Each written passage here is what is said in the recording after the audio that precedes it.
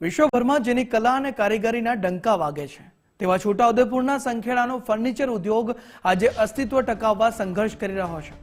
જે ફર્નિચરની સુંદરતા અને મજબૂતી વિદેશોમાં વસેલા ભારતીયો અને વિદેશીઓની પહેલી પસંદ હતી, તે ઉદ્યોગ પર અત્યારે વૈશ્વિક મંદી અને યુદ્ધના વાદળો ઘેરાયા છે। આંતરરાષ્ટ્રીય સ્તરે યુદ્ધની સ્થિતિના કારણે ફર્નિચર બનાવવા માટે જરૂરી રો મટીરીયલના ભાવમાં કમરતોડ વધારો થયો છે, તો બીજી તરફ વિદેશી બજારમાં માંગ ઘટતા વર્ષો જૂની આ હસ્તકલા સાથે જોડાયેલા હજારો કારીગરો અને વેપારીઓ આજે આર્થિક સંકટમાં મુકાયા છે। મારા જિંદગીમાં લાઈફમાં અત્યારના જે દિવસો મેં જોઈ રહ્યો છું આ ધંધામાં, એ લાઈફમાં ક્યારે નથી જોયા। દિવસોમાં એવું કહેવામાં આવે છે કે ધંધામાં જે મોંઘવારી નડી રહી છે, રો મટીરિયલની શોર્ટેજ થઈ રહી છે, કસ્ટમરોની ડિમાન્ડ ઘટી રહી છે, એના લીધે અમારા ધંધાને બહુ મોટી ઇફેક્ટો જોવા મળી રહી છે। અમારા જે હાલમાં જે કારીગરો કામ કરી રહ્યા છે એમની જોડે શું કામ કરાવું?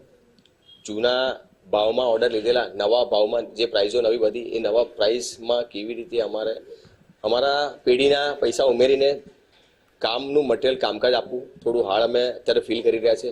તકલીફો એવી આવી રહી છે કે આજે નાની વસ્તુથી લઈને મોટી વસ્તુ અમારા સંખેડા ફર્નિચરમાં દરેક વસ્તુ વાપરવામાં આવે છે।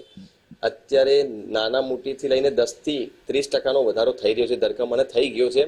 દર વીકમાં 2 કે 3 વાર અમને નોટિસ આવે છે કે પ્રાઇસ વધી ગઈ છે। તો આ પ્રાઇસ અતિશય વધવાથી અમારા ધંધા પર ઘણી મોટી નહીં, વધારે પડતી અસર જોવા મળી રહી છે।